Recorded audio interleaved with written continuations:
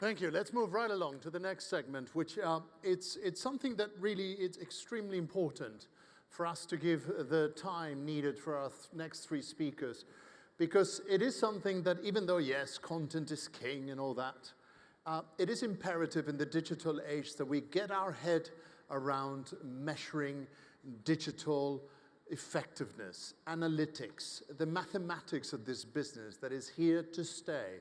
How do you get your head around it all? What data from big data, what is the small data that really, really matters? The two speakers we have, first of all, really have given a lot of thought to this, and hopefully they will elucidate for us what is the kind of data, the measuring that we need to look out for. And first, I want to kick off with the issue of engagement. In the last 2 days, we've heard people with very clear definition of engagement. I know exactly what it is. I have a mathematical equation to measure it and so on. Other people say, I have no idea how to measure it. Other people say, well, I do have a bit of an idea.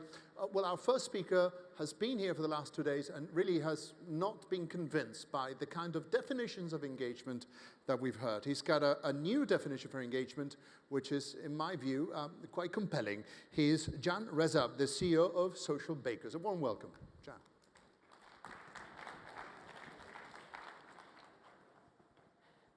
Hi, everyone. It's good to be here. I travel a lot around the world, and it takes me to a lot of great conferences, meeting great people everywhere in the world. And about 3 years ago, my doctor told me, you know, you travel 200,000 miles a year, you don't sleep much, you don't exercise at all, you just sit at the computer for 12 hours a day, and you're not going to be able to walk if you keep this up for another 6 to 12 months, because I had some back problems. And so I decided to exercise a little bit. That was a good idea. And also, I tried to add something into my process of traveling that would help that. And don't worry, it has something to be related to this. So I started using Heelys to transport at airports. For those of you that don't know what Heelys are, those are the little wheels on kind of that you can glide your shoes on. I don't have them on today. But it's... All right.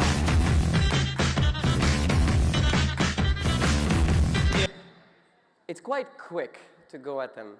And I put this video up of them a few months ago, and didn't think much of it, wanted to share it with my friends, and it had a few thousand views, and suddenly Dick put it up last week.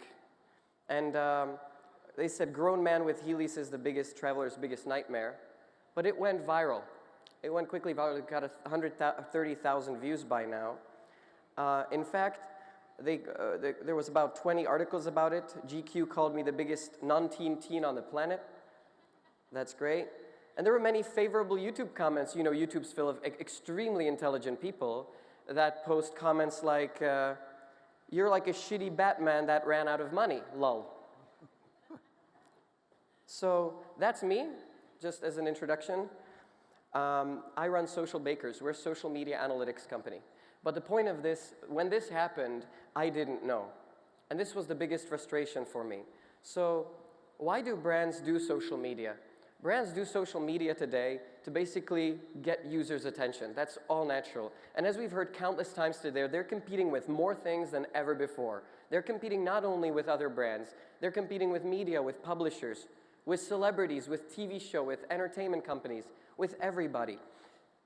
And they all want to get into that newsfeed. That's where that center of attention is. Get that reach, get that engagement.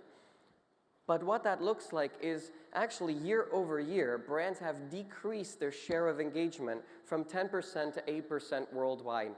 This is not a study of 1,000 pages. This is a study of 3 million Facebook pages by the biggest to the smallest, which is what we do. We measure the entire ecosystem at Socialbakers. And originally, the social media marketer's job was easy. Create content, publish content. But today, it gets a lot more sophisticated over time. You have to optimize, you have to promote. Every social marketer, every person that previously was a copywriter, he has to understand how to build content. He has to understand how to promote that content, advertise that content.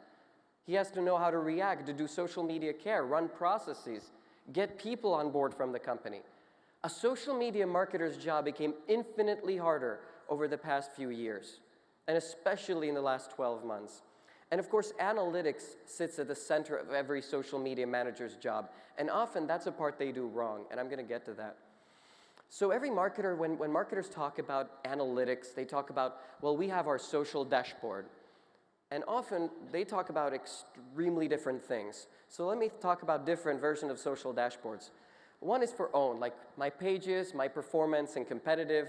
Some of it can be taken from Facebook Insights, Twitter, from different platforms. Some from social advertising. Then is the listening monitoring, and of course, the off-social conversions, like the ROI, online metrics, etc. That's the basic stuff. It's not rocket science, but many people still do it in a very point solution-like way, and I'm going to get to some of the examples of that. And there are obviously core social metrics. It starts with reach, goes to engagement, moves down, you amplify through paid media, and there's the conversions and of course the ROI. So, and engagement of those is the only publicly comparable, which you can compare to competitors and understand, okay, what is my share of a voice? What do I understand? How do I do that? But many people forget that actually reach and engagement as metrics, they correlate.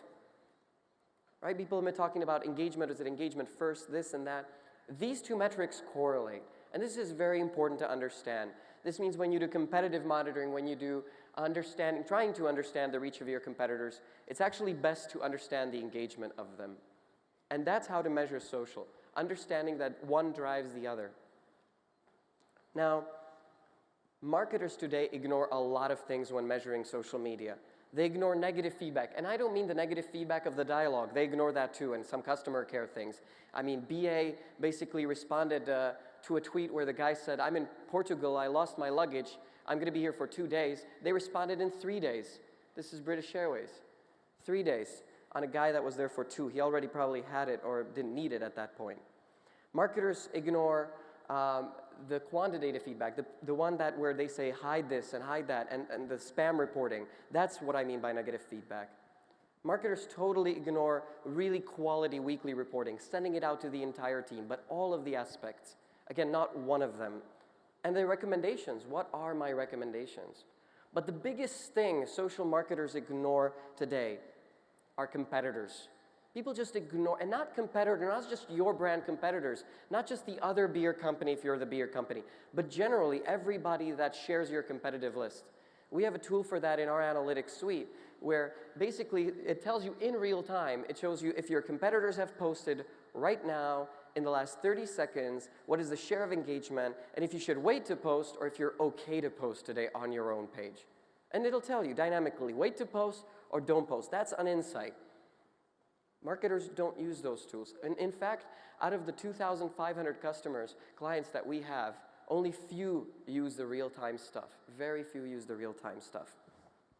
And every interactions in social, of course, counts. Yours and your competitors, so you need to understand that. For this, we've made lots of standards and definitions of engagement. We've been the first company to define engagement. We've been the first company to define dialogue, metrics around dialogue, social customer service in social media. And we've launched a new standard last week called Smart Storytellers at Social Media Week in London, which looks at engagement yet again a different way, but mostly makes it a little more logical. But first, to define engagement, I'd like to get the myth away from kind of how to define engagement. There's only really 3 ways how to define social engagement.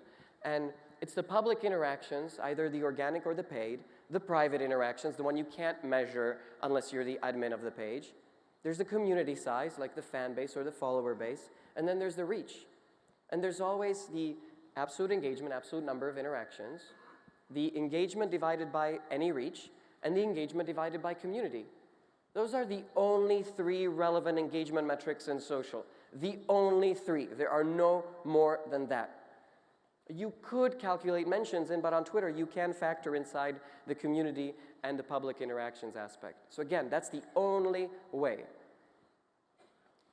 And when we look at this Smart Storyteller standard that we put out, we've analyzed kind of based on quantity of the post that the page is sending and the quality of the interactions, the engagement coming to that page. And basically, we define that if you're in the top right corner, you have a consistent performance. You're kind of like, every post you do is really storytelling. And we've broken many things. Last week we said Oreo is not on the top 100 list of smart storytellers worldwide, not even of their categorical top 100. So who's on the top? It's great brands that can tell an amazing story. We did a quick view on Brazil, for example. All these brands beyond PlayStation, they're doing quite well. Light green is very well, and you pretty much can get to that top dark green. That's impossible to get. That's a double A rating. That's almost impossible. That's super consistent in super volume. And most of the brands we checked on the top right, they actually were organic. We can detect today if a company is spending or not. Those were mostly organic, which was the amazing thing about this. So how to measure all of that? Well, there are two types of dashboard. One is what I would call a point solution. It would be your listening tool. It would be your analytics tool. It would be anything you're probably using today. And it would typically solve one thing, 1.5 things, or 2 things. But then there would be something to bring it together, a full dashboard. And those full dashboards, we see very little companies using that. Out of the 2,500 clients that we have at Socialbakers, only 100 of those 2,500 actually use what we call a full dashboard. And if you don't do that, you're not really measuring social. And we've built, for Nestle, we've built command centers aggregating insights from thousands of pages. For Lenovo, we've built a dashboard and also a new index that we're actually going to announce on Engage, our yearly conference in New York in 2 weeks, 3 weeks from now. And we're going to announce a new way to measure and compare and benchmark social. And these are exactly the ways how to measure. And then bring them forward, bring them on visuals, on screens, on mobile, on different dashboards that the companies can use. Lenovo logs in with hundreds of people into these social dashboards, and they look differently. Some of them are visual, some of them are very numbers-driven. So, and they bring in all the data, advertising, pay data, listening data, organic data, and other third-party stuff, even sales data, web data. You bring it in one dashboard, boom, and you have it there. And this is very important, and few companies get that they actually should have this in one place to be able to export, correlate this, work with this. And if we look at Nestle, Nestle has a great experience. They built this central command, forget Dell. Nestle has built one command center and replicated it into 10 markets already. But the methodology of learning and teaching the teams, that they cycle the teams every 9 months, these are amazing things. And with Socialbakers, they measure over 10,000 pages, competitors and their own, 200 brands in all of their countries and markets. So this is quite sophisticated when you think about it. Shangri-La does the same. They even use our engagement platform to engage, and they include the front desk managers to help with the customer care. And again, through measurement, through those actionable insights, through those results. So how to start working on it? Turn on your analytics, work on dashboards, build something that really puts this data up where you need to be. And I call this the 3 stages of social. Build up. Every company started with the early stage, the setup, the pages, the understanding, the posting. Then you move to kind of understanding it a little more deeply. We call that stage socially devoted. When you're doing social care, building, you're already responding, building your community. But you really get to the 3rd stage when you weave social in all the parts of the business. In your HR, we have clients now that use social for HR, for employee engagement, for Twitter engagement of their employees, all of these things. And of course, the social there matches the business objectives. So to conclude, measure like pros, basically. The things you do, you have to measure it correctly, not go from point solutions away to dashboards. Use those point solutions for expert insights, but build into dashboards. Build a proper social media dashboard. Establish a team that understands data, and make sure it's looking at the right metrics, of course. Thank you very much. Thank you. Thank you, Jan. Join us here.